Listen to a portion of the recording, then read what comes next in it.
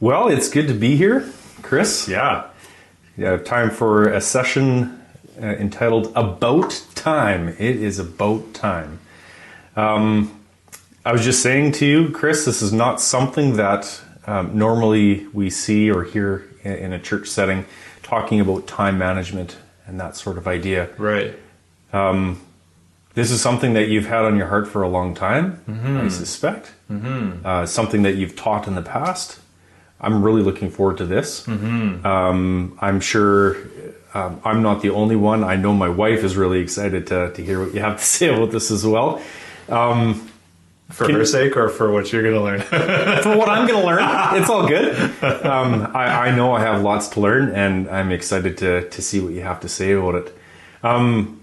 Let's dive in. Why are we learning about time? Yeah, time management or productivity, which is another word that we're going to use. Not common topics for Sunday school sessions and church settings. You expect more to find this on the shelves of the business section at the bookstore, right? Where in the business world, time management is quite a burgeoning topic, and has been for a lot of years. That is changing, though. In the past few years, there's actually been a number of significant books that have been published by Christians that have talked about the fact that as God's people, we should care about how we manage our time more than the secular world. And something we're going to talk about here is that we care about it for different reasons. In the business world, time management really matters because the more you manage your time well, the more money you're able to make. As God's people, we should really care about how we use our time and how productive we are, because we have a very limited amount of time as we're here on this earth. And we've been told that there's several very specific commands that have been given to us about being fruitful, right? And fruitful means producing an amount within a time frame. Like fruitfulness has to do with that, right? So if someone was to say, if a farmer was to say, "Hey, I got, however many bushels to the acre off my field over the past 10 years," well, that's not fruitful. If he says, "I got 10 bushels to the acre this year," then okay, well that's great, right? So there's that sense of being fruitful in good works. Speaks to a certain amount of good works within a certain amount of time, right? We should be paying attention to that.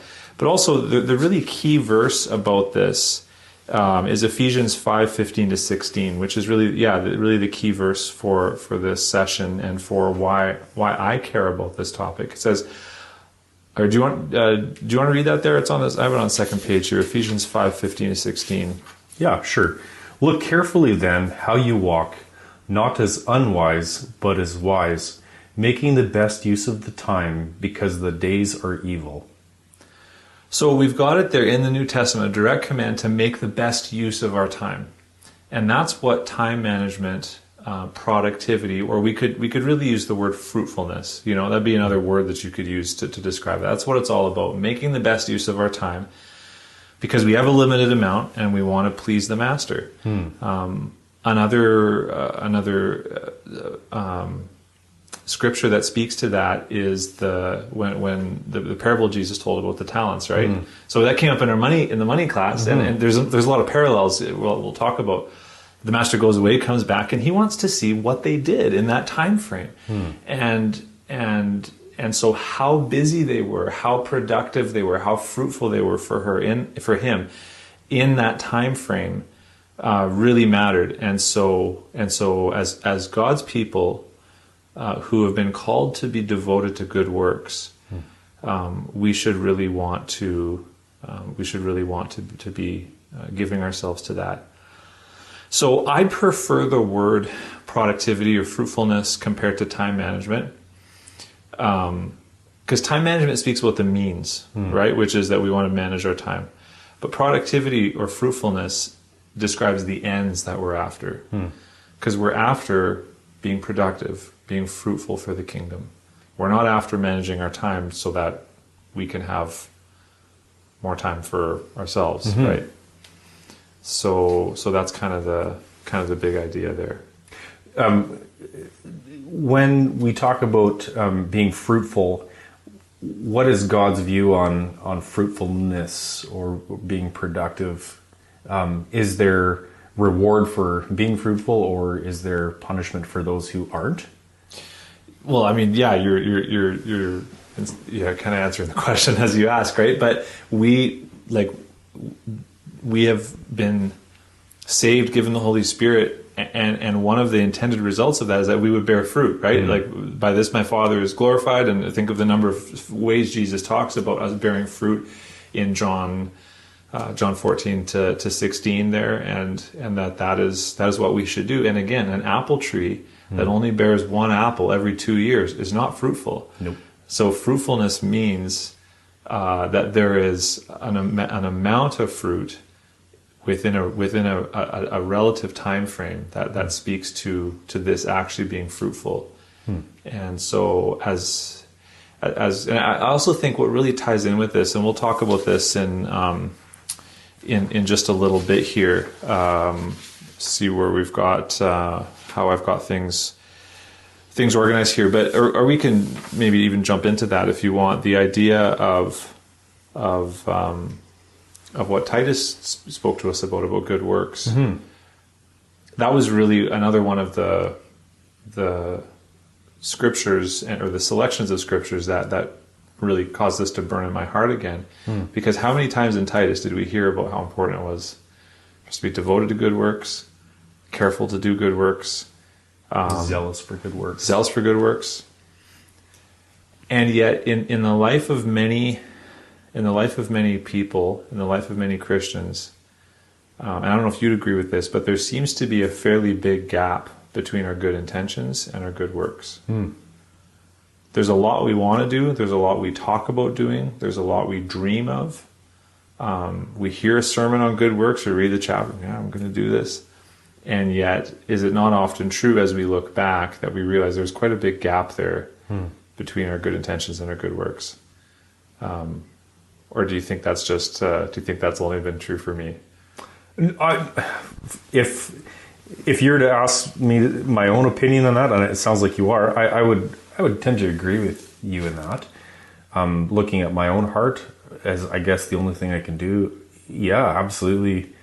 Having good intentions, and whether it's life itself overriding or distracting from what is important, yeah, absolutely. Intentions and the actual follow through can be separated for sure. Right.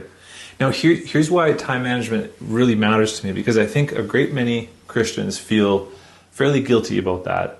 If they stop to think about it, or at least they feel like, oh, I'm not doing enough, or I could be doing more, and there's a sense that what's wrong with me, or whatever the kinds of thoughts that people tend to ask. But I think some of the answers for why there's that gap between our good intentions and our good works are actually a fair bit simpler than that. And so I think of one story when I was a kid, the year that I began to be homeschooled, it was my grade 8 year. Really tough year for me in a lot of ways. And some of the older guys in my youth group really took me under their wing. I was learning the guitar. They were guitar players. It was fantastic. We'd hang out and jam, and it was just really gave me a group of people that was really helpful and healthy for me at that stage of my life. And they were talking one day about this place called Long and McQuaid, because we were in Moose Jaw, and this big music store in Regina, and they described, the wall of guitars, and as me, this kid who's just learning to play guitar, it was like they're describing the paradise. And I'm like, oh, that sounds amazing. Like, oh yeah, we go in every few Saturdays. Next time we go, we'll bring you with us. So you can imagine, little grade 8 me. Every Saturday for the next few weeks, I'd get up and I'd wait for the call, and I'd be looking out the window, and I just, and after a few months, I realized, this probably isn't going to happen. And at the time, it was very common it was easy for me to feel like, well, they don't care about me. They have more important things to do. I'm not important to them. All those kinds of thoughts. Why do you think the real reason is they didn't bring me to Regina with them? They forgot, or they didn't go? They forgot, because they went, and that's part of what was hard, is that, I knew they went, and they forgot. And just the simple act of forgetting is one of those huge reasons why there's a gap between our good intentions and our good works. How many times have we said, "Oh yeah, I'll do that," and it just doesn't happen, and it's because we forgot. And that's one of the things we're going to talk about in this class is how to work around that, how to have that not be a factor that slows down or impedes us in our fruitfulness for good works. But the gap between good intentions and good works so often comes down to us not remembering or just not using our time well. And on the other hand, I think of a positive story, and I'm not tooting my own horn here, because you're going to hear in a moment here, I don't have much of a horn to toot. But it was with the group of prospective pastors I was meeting with this last year, and I was talking about this stuff one night, and then the next in between, it was a couple of months before we met, and somewhere in there I was talking with one of the guys who said, "Well, next time you're back in Nipawin, we'll go for coffee," and because we had a conversation to follow up on. And when they were there that next night, I said to him, "So you're back in town, let's plan time to go for coffee like we talked about." And he just stopped and he's like, "Hey, you just convinced me about all this productivity stuff you talk about." Because the fact that 2 or so months later, after that conversation, I remembered and followed up and said, "Let's go for coffee." He said that, like, just the personal touch was just, because he's just so used to people, "Oh yeah, we'll go for coffee next time you're in town," and then you forget. And now, why did I remember to go for coffee with him? Well, it's not because I have a great memory. In fact, it's the opposite. But it's because of the stuff we're going to learn, and I'm not going to share it now because it's going to come up in the coming weeks. But it's because of the things we're going to learn here that I was able to know. And there's a clue. It involves writing stuff down. It involves using your calendar. And I was able to make a note for myself. See, I'm opening the Can of worms. Letting the cat out of the bag. But as soon as we finished that conversation, I made a note that said, "Next time this person's in town, we're going to meet." And then when I processed that note in a few days, I put it on my calendar so that because I knew when he was going to be back. So then that day that he was back, it came up on my calendar. This person's back in town. We're going to meet. So it's simple things like that.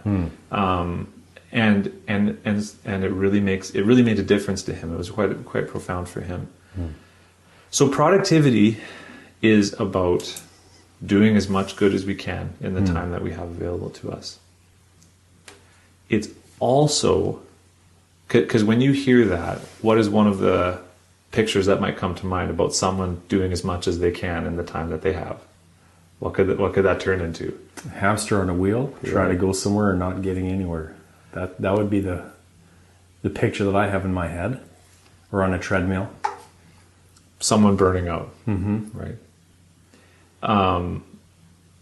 And productivity, on the one hand, is fruitfulness. We could say is about doing as much good as you can in the time you have available. On the other hand, it's about not burning out, because it seems like. Maybe there's a spectrum here of where people tend to fall. But the one story I remember so well about why this stuff matters. I was in a tire shop back when I lived in Regina, and I needed something simple done on my tires. I'd called in. They said, "Oh yeah, come on in. We'll take care of you today." And I was thinking, "Oh, great."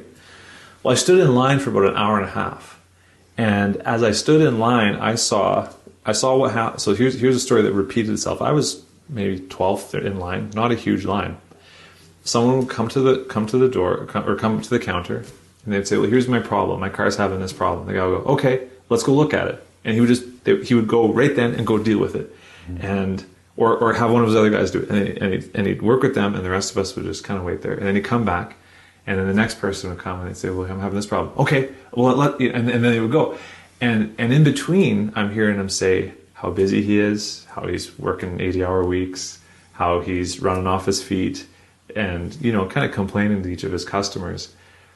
But this guy was busy, but he was not working very smartly. And he was just like a chicken with his head cut off. So my particular thing that I needed done involved them ordering in a part and scheduling me to do some work later. So he's like, "Oh yeah. We'll order it. We'll call you." Okay. So what do you think happened? Yeah, he did not do that. I never heard from the man, and eventually went somewhere else. And so that's an example of a guy he looks productive, but he's working in a very inefficient way, and he's going to burn out. I think that guy, if he's still going now, I'd be surprised. I expect he probably would have physically burnt out by now. So productivity is also about recognizing we can't do everything. We need priorities. We need to establish priorities and work off those priorities, and we need to know what to say yes to, and we need to know what to say no to. Because if we just say, if we think that being fruitful means saying yes to everything, we're gonna burn out. And so productivity is also about knowing what to say yes to and what to say no to, and when. And are we going to be getting into how does that look like and figuring out what priorities we should be making? Absolutely. Great. Absolutely. We're going to turn to Scripture as our guide and see what are our priorities and how do we establish really careful ways of thinking about our priorities. So Great. it gets really practical. But in my experience, and I'm sure you've probably seen the same kind of thing, there tends to be a spectrum, and I'm not going to say there's two types of people, but there tends to be a spectrum where on the one hand there's people who say yes to everything and they shouldn't. And on the other hand, there's people who their default tends to be no, because they think they're too busy. But you look at their life and it's kind of like, I don't think you're too busy. They think they're too busy. And both of those problems of the person who's saying yes to way too much and the person who's saying no to way too much come from an improper understanding of priorities and an improper way of managing their priorities and building their schedule around their priorities. So, yeah, what we're going to talk about practically to get there is not rocket science, but it is fairly deliberate. A deliberate process. One of the biggest things that people struggle with when I talk about my approach to productivity, which has been influenced by a lot of other authors and stuff, I haven't made this stuff up. One of the things they really struggle with is my challenge that you can't do everything you want to do, and you can't remember to do everything that you need to do. And we'll talk about that later on, but stop trying to trust your memory to hold everything that you're supposed to do. And people really struggle with that.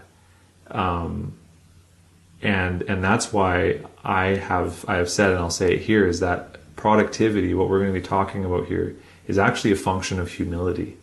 Because it starts by recognizing I can't do everything that I want to do. And I'm not going to be able to remember everything that's important. So I'm going to need to develop some habits and use some tools to help me remember what's important and then to do it. If I'm hearing you correctly, a person needs discipline in carrying through with these things that you're touching on here. It's one of the things that a person has to develop and work on. Yeah, if by discipline you mean self-discipline. Yeah, and if by self-discipline you mean not flying by the seat of your pants and just being like, oh, I want to do this, but having at least, and what it really comes down to a lot of times is taking a few minutes at the start of each week to think through, okay, what are my priorities? What am I going to do? But yeah, of course, yeah. That's not a word that I had necessarily thought of in connection, but I suppose that is what's being described. Yeah, no, that's helpful. So you earlier were talking about you yourself not being the perfect example of some of these things that you're going to be talking about. Can you tell us your story a bit? Yeah, so people who hear me talk about this stuff and people who have even worked with me in recent years think things about me that are not true, right? Because generally when people talk about being organized and being disciplined, you assume what about them? Your type A personality. That they're an organized and disciplined person. Driven. Yeah. So I probably am. I don't know if I'm type A or not. I probably am. But the idea that they are organized and disciplined. Mm-hmm. And for me, that's not the case at all. I spent the whole well over first half of my life like a chicken with my head cut off, forgetting everything constantly, never doing the right thing at the right time. I remember when I, first got a job or would be going out to run errands and standing at the front door and be like, oh, I forgot this, and going back and my whole life and people who know me better now are maybe not going to be surprised by this, but I'm highly distractible. I have struggles with concentration, really struggle with sticking to task. And that was something all through my school years and everything. I'm really, really good at procrastinating, really good at procrastinating. For most of my life, unfinished projects in my wake everywhere, where I'd start something and then just get to a certain point and then just leave it. And my desk for years was just a total mess. My room would be a total mess. Significant short-term memory issues. So just not forgetting the most basic things. I'm at the stage in my relationship with my wife where I don't feel defensive when she laughs at me, because I know she's got my back. But I give her plenty of material to laugh about. Like, you seriously forgot that? Like, we just talked about that. I really struggle to think through prerequisites for things, really struggle to think through details ahead of time. I see the details that I missed really well, but I've got some, I've gone through most of my life with some significant handicaps in these areas, and it really impacted my ability on the jobs and things that I did. So I'm getting really excited here, Chris, because it sounds like if I'm hearing you correctly, if we hear what you're saying, as a husband, I'm not going to be forgetting silly things that were just talked about, or forgetting things at the door that I should be remembering. Is this right? Is this correct? There's no guarantee or warranty that comes with this. Okay. But what I am going to say is, if I can fill in a couple more pieces of some of my, there were times in some of my earlier jobs and even in the very beginning of some of my working in a church, where whole days and sometimes whole weeks would go by and I would not be able to give an answer to the question, what did you do? I know I was doing stuff, but what did I, just a fog of moving from one thing to the next, and just confusion and chaos just sort of reigning, and getting super distracted with things and on all that kind of stuff. And sometimes just really obvious things just not occurring to me when it comes to working. So again, some significant handicaps. And I think when people look at me today, I think they see someone who's fairly productive and who, I think of just the many things the Lord's allowed me to do and to kind of do at the same time.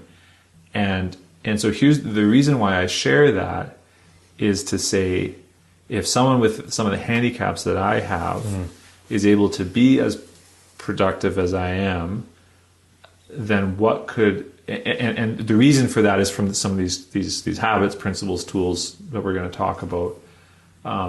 If someone who doesn't have those handicaps was to use some of these habits, principles, and tools, man, how fruitful could they be? And that's an exciting question for me. Because I feel like these principles, habits, and tools have helped me function at least a normal level. So, man, for someone who's starting from a normal level, it could be amazing. So, yeah. Do I still forget things? Of course. But a lot less often than I used to. A lot less often. And do I still forget important things? Again, I'd say very infrequently compared to what used to be my normal. It still happens, but less and less as the years go by. So yeah, learning productivity, learning some of these principles, habits, and tools transformed my life. And I know that sounds like changed my life, but in reality, it did. And so I'm really excited to share them with other people. And it really is about helping us all do what the book of Titus called us to do: be fruitful and devoted to good works, and to do as much as we can at a healthy pace that we can. Yeah, make sense? Absolutely does. So are you going to give us a few systems or ways that we can do that? Yeah. Or tools. Yeah. So where we're going to get to is really practically what we're going to talk about over the coming classes is 4 principles, 4 tools, and 4 habits. So it's really, I mean, if all this sounds crazy, it gets really nitty gritty and really basic, right? There's 4 principles you got to work with, 4 tools you need to use, and 4 habits you need to practice.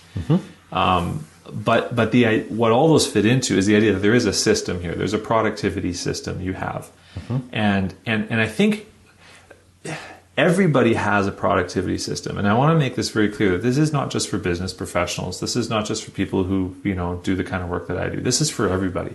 The things we're going to talk about here, they're for stay-at-home moms, and they're for farmers, and they're for chiropractors, and this is for everybody. And I think for some people there is a bit of a shift in, and this goes back to what I was talking about before with, well, I can't just use my brain to remember stuff, like that you have to use a system. I think that can be quite a shift. But one of the points I want to make is that if there's a gap between good intentions and good works, that gap does not get closed by just more intentions. The gap gets closed, or the bridge gets made with a well thought out system, and that system can be super simple. The system doesn't have to be incredibly complex. It can be very simple, but there's got to be a system. You are not going to be more productive by yourself. It's not going to happen. It's by yourself is maybe the wrong phrase. You being more productive will not happen by itself. You have to be deliberate about it. You have to be intentional about it. What's the only thing that ever happens by itself? What's the only? Don't look at the notes. I already did. Okay. But do you agree with that? And maybe you want to share it. Do you agree with that? That sin happens by itself. Sin is the only. Like if we just let things go, sin and chaos. We could maybe add chaos to it, right? If I let my backyard just go, it's going to be chaos. If I let my car just go, it's good. It's good. Because we live in this fallen world, right? If we don't do anything, stuff falls apart. The only thing I would say would maybe one other thing would be God's grace, and that's the only other thing. Okay, common grace. Absolutely, yeah. And so and that is in many ways what that ties in with all of this stuff really well. But God's grace is something that we get to partner with as we work to live more holy and more fruitful lives. But yeah, it does take an application of some deliberate, careful thought. And again, this is not crazy complicated. It can be very simple. But it does come down to having a system for yourself that makes sure that helps you remember stuff, things aren't falling through the cracks. And what this all is really about is about helping you answer the question, what is best next? That's actually the title of one of the first big Christian productivity books. What's Best Next? It's called How the Gospel Changes the Way We Work. Who's the author of that? Do you remember? Matthew Perman. Excellent book. Do you have any other recommendations of books that on the topic? So that's a fairly detailed book. He followed it up with another book that's not necessarily a sequel, it's complementary. It's called Getting Unstuck by Matt Perman. A really short book that's aimed, at a fairly, it's very small, and it doesn't feel like a business professional book. It's called Do More Better by Tim Challies.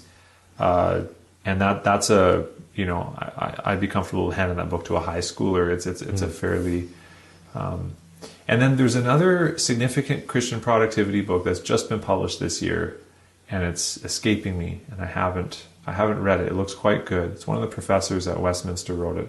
I'll maybe throw the recommend into a future video. Sounds good. Do we have these books in our library? Great question. Not at this point. I have them on my shelf, and I'd be happy to lend them out, but these would be excellent includes for the library. Might have to write these down. Yeah, thanks for this. So do you notice what I'm doing right now? We are writing things down so that we do not forget. I'm not saying, that's a great idea, Curtis. That's one of my anyways, I won't get into Notice that I also wrote down. I appreciated that because I'm not going to trust my mind to remember that. And but that's where we're going here is 4 principles, 4 tools, and 4 habits, and those principles, tools, and habits will work together to help us be really productive, really effective. And here's maybe one of the last things I'll say, and I think I mentioned it in the story of the tire shop. But this really cuts down on a lot of stress. So for some people, the sound of a productivity system might be like, but no, the reality is if you carve out a little bit of time to figure out a system that works for you, because it's not one size fits all. You figure out a system that works for you, you figure out some tools, figure out some habits, the amount of stress that you carry around, I don't think people are even aware all the time of how much stress we carry around about what we're doing and what we should be doing, and trying to remember things and unsure if we're doing the right thing at the right time. This so deflates that stress in such a significant way, and so it's not a burden. A productivity system is not a burden. It takes a little bit of time to get it set up, not a lot, a little bit, but once you have it set up, you are going with the current instead of against the current, is the way it feels. So you said this is good for everybody. Is it good for the 8-year-old as well as the 80-year-old? Well, there are some principles that maybe I haven't really thought about it in terms of children. Definitely worked on this material with high schoolers, right? This material begins to be applicable as soon as someone is responsible for things that they need to be doing that go beyond, like with our kids right now, we tell them to do something, they do it. Tell them to do something, they do it. But when it becomes they've got a few things that they need to do themselves, and they're at the spot of maturity where they should be able to figure out how to do that all, then some of these principles in an elementary form totally kick in for them. Neat. Great. So that's it for this first session, and really kind of a teaser. Great. I'm looking forward to the remaining ones. So it sounds like we're tentatively doing 6 altogether. That's right. Yeah. Okay, great. Well, we're looking forward to the other ones coming up. Awesome. Great.